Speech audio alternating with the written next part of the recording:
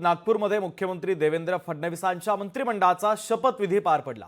यावेळी 33 कॅबिनेट मंत्र्यांनी आणि 6 राज्यमंत्र्यांनी मंत्रिपदाची शपथ घेतली आहे। या मंत्रिमंडळाच्या विस्तारामध्ये अनेक नव्या चेहऱ्यांना देखील संधी देण्यात आलेली आहे। तर भाजपचे शिवेंद्रसिंह राजे भोसले, भाजपचे जयकुमार गोरे, भाजपचे आकाश फुंडकर, भाजपच्या माधुरी मिसाळ यांनी मंत्रिपदाची आणि गोपनीयतेची शपथ घेतली।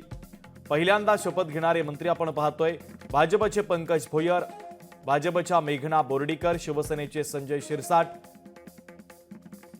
शिवसेनेचे प्रताप सरनाईक,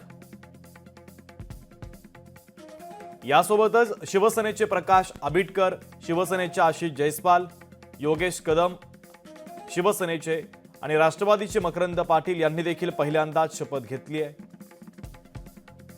राष्ट्रवादीचे बाबासाहेब पाटील, राष्ट्रवादीचे इंद्रनील नाईक यांनी देखील पहिल्यांदाच मंत्रिपदाची शपथ घेतली आहे। तर पहिल्यांदा शपथ घेणारे हे मंत्री आपण पाहतोय। राज्य मंत्रिमंडळाचा विस्तार आज पार पडलेला आहे। यामध्ये एकूण 39 आमदारांनी मंत्रिपदाची शपथ घेतली आहे। लोकशाही मराठी ऐका, पहा, जागरूक रहा।